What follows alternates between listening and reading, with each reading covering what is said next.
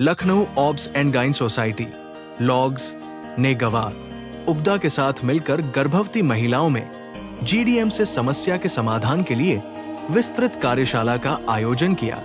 गर्भवती महिलाओं में गर्भकालीन मधुमेह जीडीएम की समस्या के समाधान के लिए, जो भारत में सालाना 30 मिलियन से अधिक महिलाओं को प्रभावित कर रहा है। लॉग्स ने फॉक्साई और गवा के ICOG, SAFOG, research society of diabetes in India और उपदा के साथ मिलकर शहर में एक शैक्षिक कार्यशाला का आयोजन किया।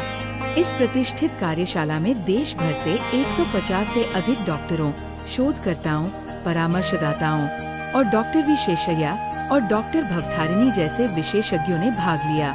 डॉक्टर प्रीति कुमार, अध्यक्ष लॉग्स, ने कहा, हमें गर्भवती महिलाओं को स्वस्थ आहार और जीवन शैली पर शिक्षित करने के लिए स्वास्थ्य कार्यकर्ताओं को प्रशिक्षित करके और इस तरह की और अधिक कार्यशालाओं का आयोजन करके प्रभावी क्षमता निर्माण कार्यक्रमों के माध्यम से इस कैडर को मजबूत करने की आवश्यकता है।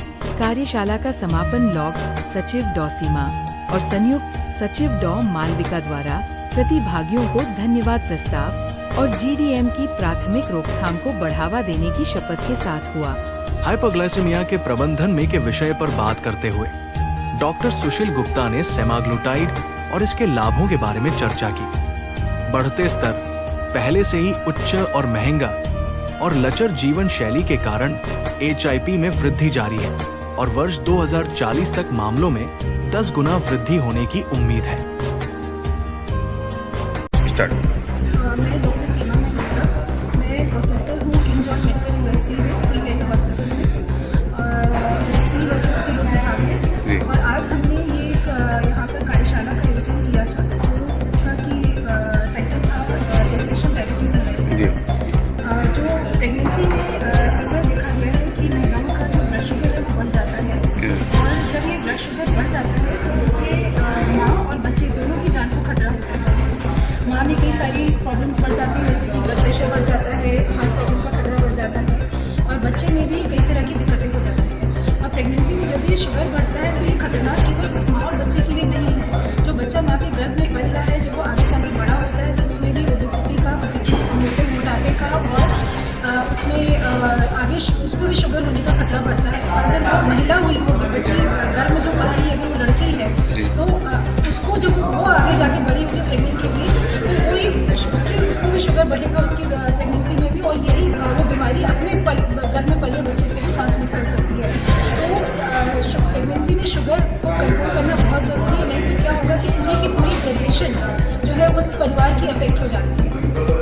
और ये आज हम लोगों ने जो कार्यशाला आयोजन किया था, तो इसमें काफ़ी दूर से डॉक्टर आए थे। आज का मतलब कौन कौन से डॉक्टर कहाँ से आए थे, क्या नाम? डॉक्टर विशेषज्ञ, जिनको कि जो फादर ऑफ डायबिटीज़ भी कहते हैं, जिनका कि बहुत काम है इस विषय पर, वो चेन्नई से आए थे।